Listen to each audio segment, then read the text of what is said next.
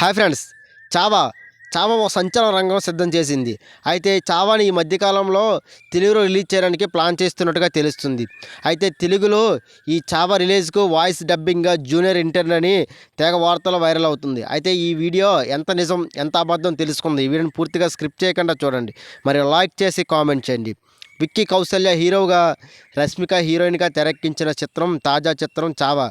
మరాఠీ పోరాయోధుడు ఛత్రపతి శివాజీ మహారాజు కుమారుడు ఛత్రపతి సంభాజీ మహారాజు జీవిత కథ ఆధారంగా తీసుకున్న చిత్రం ఇది. ప్రేక్షకులకు ఎంతో ఆకట్టుకున్నట్టుగా తెలుస్తుంది.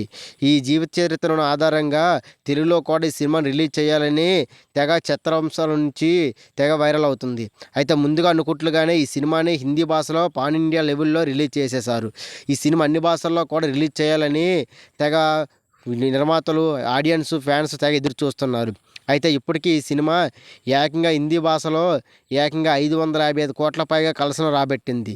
సినిమాగా యూనిట్ అధికారికంగా ప్రకటించారు. మరికొన్ని వసూళ్ల దిశగా సినిమా పరుగు పెట్టాలని మరోపక్క ఈ సినిమాని డబ్బింగ్ తెలుగులో గీతా ఆర్ట్స్ డిస్ట్రిబ్యూషన్ సంస్థ రిలీజ్ చేయడానికి సిద్ధంగా ఉన్నట్టుగా తెలుస్తుంది. ఇది ఇలా ఉంటే ఈ సినిమా విక్కీ కౌశల్య కోసం జూనియర్ ఎన్టీఆర్ డబ్బింగ్ చెప్తారన్న వార్త సుమారు 4-5 రోజుల నుంచి సోషల్ మీడియాలో తెగ వైరల్ అవుతుంది. అయితే ఇది కేవలం కల్పితం అనే తెలుస్తుంది. ఎందుకంటే ఇప్పటికే ఈ సినిమాకి సంబంధించిన డబ్బింగ్ పనులు పూర్తి అయిపోయింది. ఎన్టీఆర్ దానికి డబ్బింగ్ చెప్పలేదని తెలుస్తుంది. కేవలం ఇది ఒక ప్రచారంగానే మిగిలిపోతుందా, లేదా నిజంగా డబ్బింగ్ చెప్పాడనేది ఈ సినిమా రిలీజ్ అయితే కానీ ఎవరికీ తెలియదు. అసలు చావా సినిమాకి డబ్బింగ్ ఎవరు చెప్పారనేది ఆసక్తిగా నిలిపింది. దానికోసం ఈ సినిమా రిలీజ్ అయినంత వరకు వెయిట్ చేయాలి.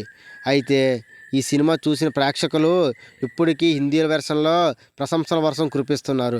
అలాగే ఔరంగజేబు పాత్రలో నటించిన అక్షయ్ ఖాను, ఇంకా ఛత్రపతి మహారాజు పాత్ర నటించిన విక్కీ కౌశల్యను మరియు రష్మిక మందనకు చాలా రోజుల క్రితంగా ఒక మంచి పాత్ర దక్కిందని వీరాభిమానులు వీళ్ళకు ఎంతో ప్రశంసలు కురిమిస్తున్నట్టుగా తెలుస్తుంది. అయితే ఈ సినిమా తెలుగు వెర్షన్లో మార్చి 28న రిలీజ్ చేస్తారని ఇప్పటికీ అనౌన్స్ చేసినట్టుగా తెలుస్తుంది. ఫ్రెండ్స్, వీడియోని లైక్ చేసి సబ్స్క్రైబ్ చేయండి.